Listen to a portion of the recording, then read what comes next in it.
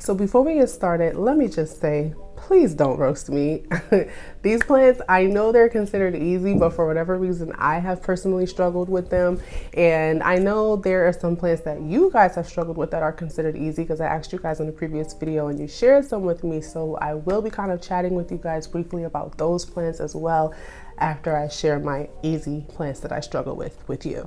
So I'm gonna be throwing up on the screen some background history on the plants that I'm talking about, and then I'll show you what they're looking like in the state of today, as in May 3rd. So first is the all-time classic Monstera deliciosa. I know, how is it that I struggle with this plant? But I do. But as I was thinking about it and like going back through the history of this plant, it went through a lot. So I feel like it's just been through a lot, and that's why we're here. But let me take you back to the beginning. So this was actually, like many, one of the very first plants that I purchased. I got it at the same time as another plant, the cordylan, as you can see in this picture. I got this plant in September 2021. And this is when I still lived in Northeast Pennsylvania. And I lived in a small apartment with east facing windows. And you know, it was okay. It was fine. This plant taught me a lot about growing plants and seeing like the growth pattern of plants, what to look for when a new leaf is coming, roots, and like all of that good stuff. So it was very fun. I enjoyed this plant for a time. And so there's a picture, I think, of it sitting on my window. And so you can see, even kind of from this picture, it's pretty shaded. There was a building right in front of the window, so it didn't get a whole ton of light. And then came the fungus gnats. My first experience with fungus gnats, and everyone swore by mosquito bits. People were saying, oh, just sprinkle it on top of your soil and water it in. No big deal. This is what happened. Mold happened. And so, yeah, that was gross. I had to scrape it out, get rid of it, that top layer of soil, but it still pushed through. It was still doing fine until, there's always an until, right? Until December, a couple of months later. As you can see here, it looks okay, wild, but okay. And this is one of those situations where this plant would have done really well if I put it on a stake, right? But if you have bought a Monstera deliciosa from the big box store before, you know there's several plants in one. And in order to arrange those plants up on a stake properly, you have to unpot and separate. And I wasn't that well versed in plants yet. I'm just like, it's growing, this is great. Didn't care at all about stakes, so left it as is. So what had happened was, in December, in the dead of winter, I overwatered it by mistake. I was still using my moisture meter a lot at that time, and my moisture meter has different settings, not just moisture, water level. It also can detect pH balance of the soil, I guess. I don't know.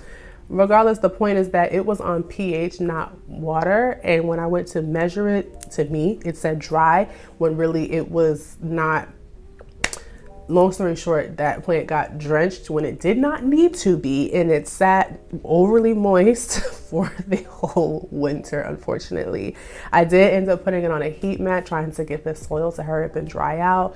I took it out of the cover pot and put the nursery pot directly on the heat mat, but it struggled. It didn't grow at all. Like literally, there was a leaf that was furled and it was just stuck in time. It did not emerge until spring. It was ridiculous. So by February, this is when I moved back home, and the leaves started dropping and yellowing rapidly. And that is when I featured it in April in my sad plants video, because I was almost losing all the leaves. Like, it was ridiculous. And at that time, it was in my bedroom in a east facing window, but in front of our house, we had tons of trees. So actually at that time, we didn't have a lot of trees in front of the house at that time, but I don't know what it was. It was super shady, okay? My bedroom, the light that came in, it was super shady. It just wasn't getting a ton of light.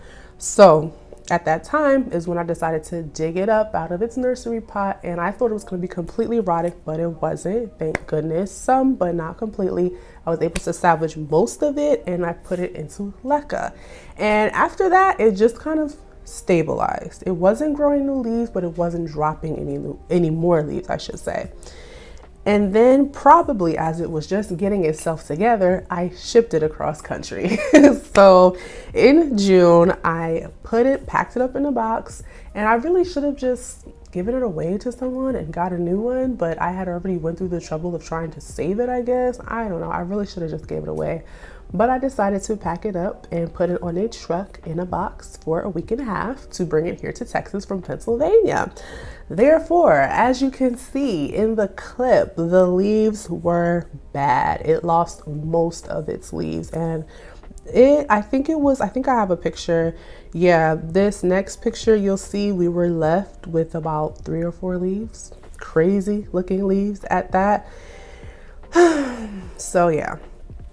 After that, because the story continues, I decided to chop it because somebody on Wish Wednesday asked for a Monstera deliciosa. So I said, sure, I can give you some, because I had already chopped it and had been rooting part of it in water and left the other part in leca. And I gave her whichever one, I don't recall at this time. This picture shows how it was rooted in water, one part of it. And so I gave that part away, I believe. I'm not sure. Either way, after all of that, I eventually potted it up again into leca and left it in my mom's room on her back nightstand at first. So it was quite a ways to get away from a southwest facing window, and it was doing okay. The roots were growing very well. It was growing slowly in terms of leaves. We weren't getting much leaf growth, but roots were we had a lot of root growth. So I figured it's getting itself together. And then I got a plant stand for my mom, and it ended up moving the plants a little bit closer to the window. And it's going to be evident in what I show you now in this plant. So this is the Monstera today. I just can't figure out the lighting with this plant. That is what my struggle is. I don't know what happened with this leaf. It's one of the lower leaves, but look at this aerial root. This aerial root is insanely long from this newest node here. So, I mean, this newest leaf has been here for quite a while. This isn't any like new growth. This is quite a while that this leaf has been here, but as you can see, it is still yellowing around the edge. This happened here.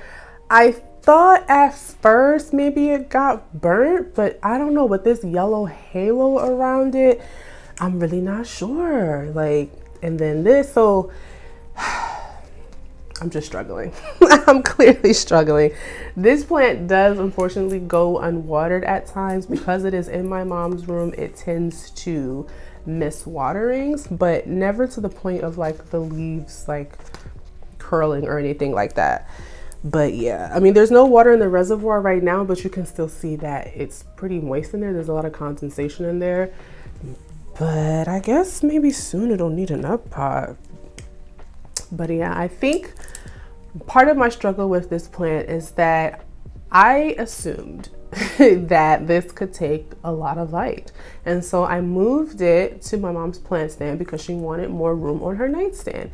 And initially it was earlier in the winter, so I had that plant stand much closer to the window. And then as I saw like, oh, this is burning, like this is not okay, I moved it back. But then it continued, like this continued, it didn't stop. So that's why I'm like, is it too much light? I am assuming it's too much light.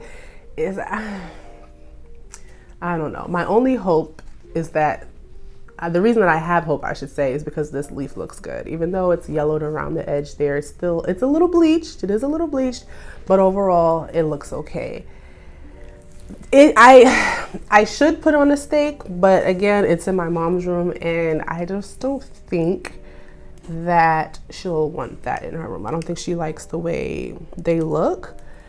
Maybe I'll find some type of plank situation or a nice piece of natural wood. But yeah, even though I've struggled for a long time with this plant, it has been through a lot, and I think we're on the up and up, I hope. So the next plant that I struggle with, everyone claims is a beast. Everyone claims thrives on neglect, and not for me, just not for me. I don't know why. And that is the Philodendron billietiae.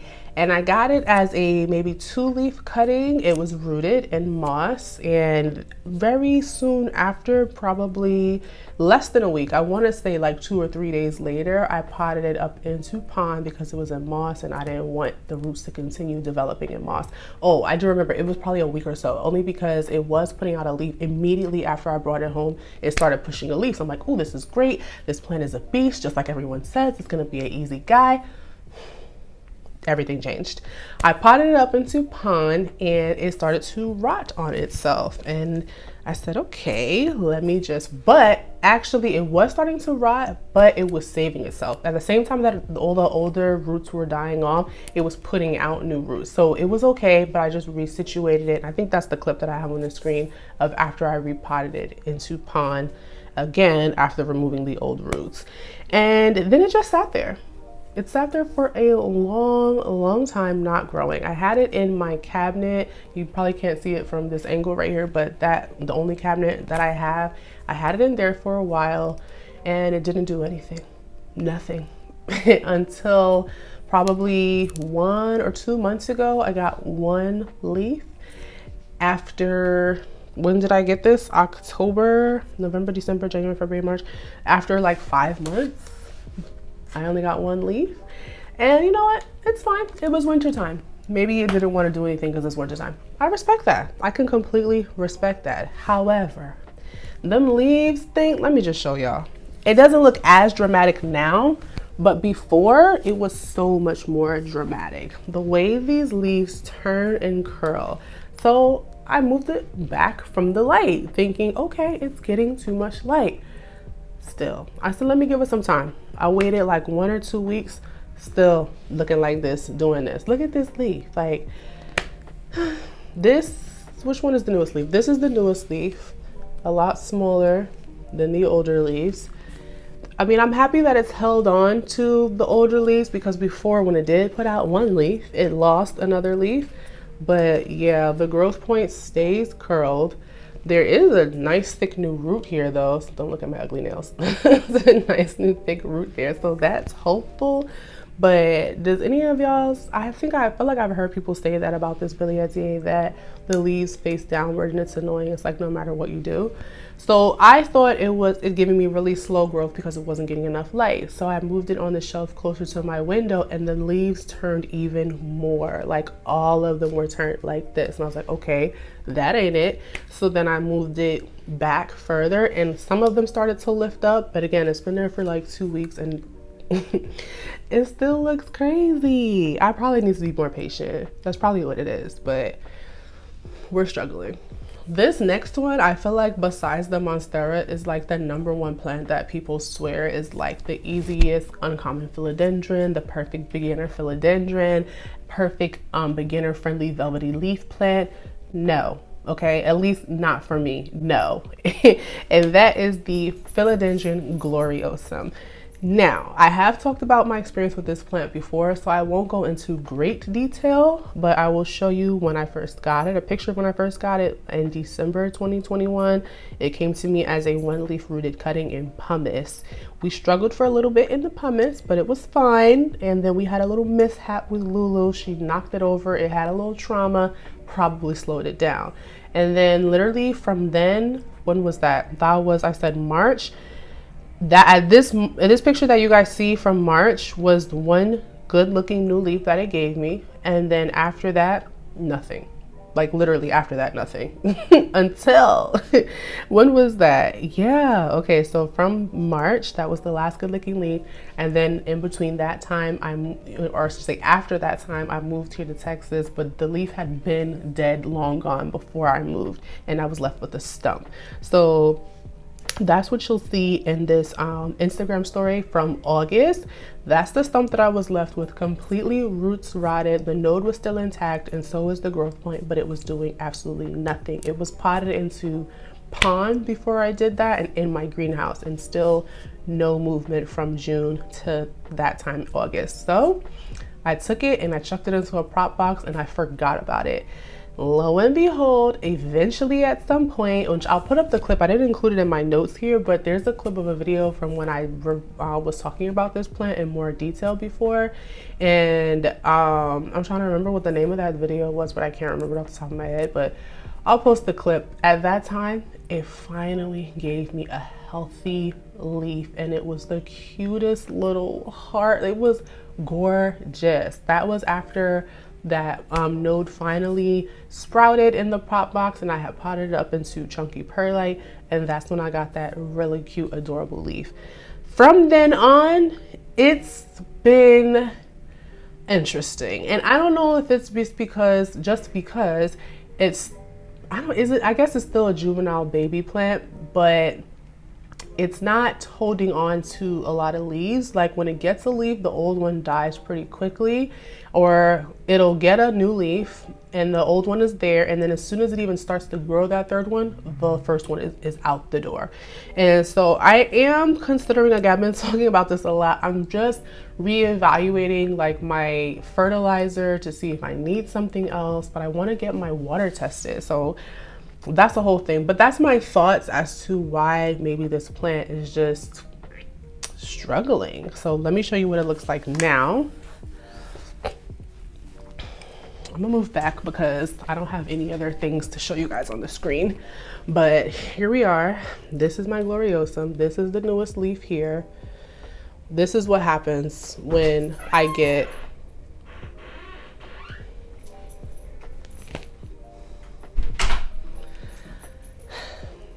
Hi, Lulu. This is what happens when I get a new leaf. This is what happens to the old leaf. It immediately starts to give up. And it's like we can always only be in the one leaf club. Has anyone else had that experience with the gloriosum? I feel like I've heard that no one has that experience. So, okay guys, not right now. But that's what happens to me every single time. I will say though that the new leaves that always come out are always a little bit larger than the old ones. So it does size up and give me good size new leaves. And it looks like there's a new leaf coming in there. If you can see that little tiny tip there, there is gonna be a new leaf pretty soon, which is why this one is giving up. It is still in a really gross chunky perlite because it sits under the lights. That's why it's so algae ridden. But I definitely want to get it into leca and get it into a little bit bigger of a pot.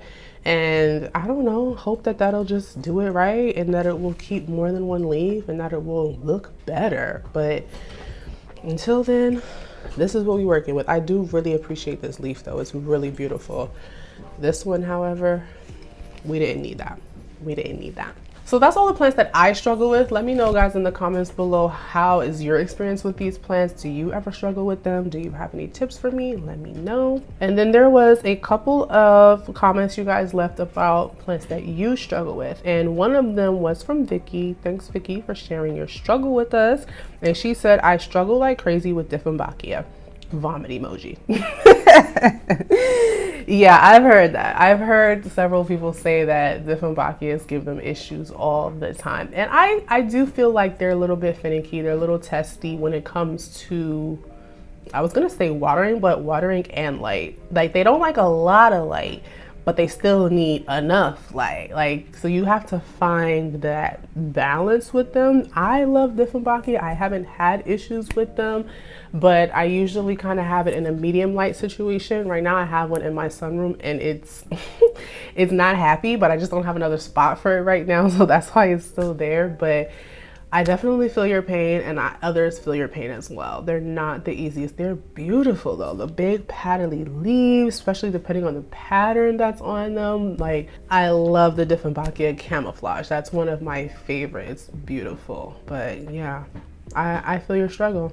And then we have Quarter Acre Urban Gardener. She said variegated string of hearts is what hates her so much. She had to give both. I've had two and both have gone to be with the Lord. I'm dead. She said she'll stick to Philodendron. Yeah, I've never had string of hearts. I think they're cute, but for whatever reason I never really gravitated towards them. But I feel like it's one way or the other with that plant. I feel like I hear people say, oh my God, that's the easiest thing ever. It grows like a weed. And then I hear other people that say, mine tastes me. It always is crispy or dying or what have you. So I feel like it's hit or miss with that. And I'm a 100% believer in some plants are just not for you in your circumstance, in your situation. It could be a really easy plant in the right situation, you know? And so that might just be one of those, girl. That might just be, unfortunately I've never had one, so I don't have much to say about it. Sorry. And then June Z said that an easy plant that they struggle with is the Albosingonium, even though it's one of their favorite plants. That sucks because that is a beautiful plant. I'm sorry that you're struggling with that plant. I would like to know what it is about that plant that you're struggling with. Like if it's like crispy leaves or if it's like no growth at all. If it's like little to no growth, definitely give it more light. If it's like constantly rotting on you or something like that, it could also probably use more light so that it's using up the water faster. But I don't know, that has always been kind of a set it and forget it type plant for me. But I get your frustration of like, oh my God, everyone says this plant is so easy. Why is it hard for me? It could be that that plant is a dud too. Sometimes plants are duds. And so like, it could just be that specimen. So don't feel, I mean, but then like who wants to go buying a whole nother plant like just to see, right? I know, but it's possible. It's definitely possible that plant's a dud. But like I said, if it's a little to no growth thing, I would try increasing the sunlight. If it's like trying to figure out the watering, I would say in my experience, I've always done a little bit better with going on the drier side. Like if you're not sure if it's time to water it, I would say let it grow dry for a little bit longer before you go ahead and water it, because they don't mind drying out. They get a little droopy, but then they perk right back up. But yeah, that would be frustrating. Okay, this has nothing to do with this video, but I just want to show you this because it's the cutest thing ever, and then I'm gonna dip. But my Burros tail, because I'm looking at it right now and so it caught my eye, it's so cute. I've never had a succulent bloom. Oh my goodness. I got this Burros tail when I was in California with my friend. It's so cute. I hope it even shows on the camera. If it doesn't show, I'll have to put a clip. Look at how cute this bloom is on this Burros tail. I don't know if it's a Burros tail or a donkey tail. They're very, very similar. Either way, this is like the cutest. Am I showing it? This is the cutest little bloom ever. Imagine now if the tips of all of these had that, I would die. I would die. I'm sorry. I know it's not very significant, but it's just so cute to me. I love it.